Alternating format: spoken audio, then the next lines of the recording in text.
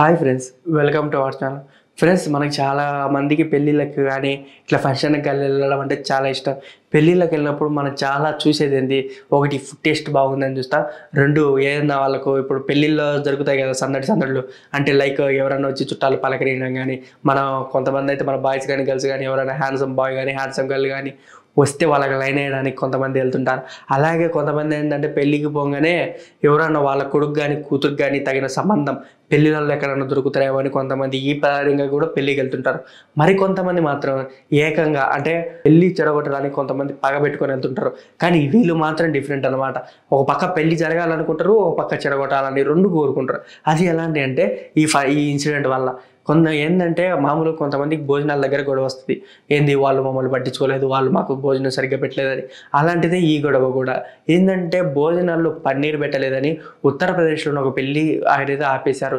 ఇట్లా ఆపేయడానికి కారణంగా ఆ పెళ్లి కూతురు పెళ్లి కొడుకు చాలా అంటే చాలా బాధలకు గురయ్యారు. పెళ్లి కూతురు వారైతే ఎంతో అంటే పెళ్లి కూతురు బాగా సెన్సిటివ్ అయిపోయింది. పెళ్లి కొడుకుకి మొత్తం అందరూ వార్నింగ్ ఇచ్చారు, ఎందుకు ఇట్లా చేస్తున్నాం అంటే పెళ్లి కొడుకు చుట్టాలు వచ్చేసి పన్నీర్ పెట్టలేదు మాకు, నువ్వు అసలు పెళ్లి చేసుకోక అని చెప్పేసి పెళ్ళిని చెడగొట్టేసి వాళ్ళనైతే దూరంగా చేశారు. అయితే ఇది ఇట్లా ఉండగా అయితే 3 నెలల క్రితం మన హైదరాబాద్లో జగదిరిగుట్టలో చికెన్ పెట్టలేదని చెప్పేసి పెళ్ళినైతే ఆపడం జరిగింది.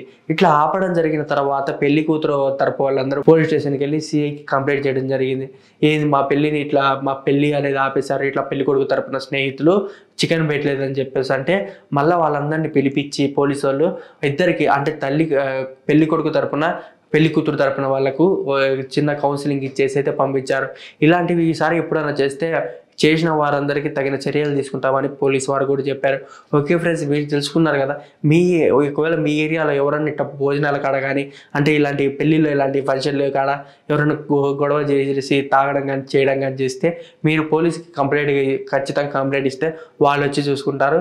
ఇంకా మరిన్ని కొత్త విషయాల కోసం మా ఛానల్ని సబ్స్క్రైబ్ చేయండి. అలాగే పక్కన ఉన్న బెల్ ఐకాన్ని క్లిక్ చేయండి.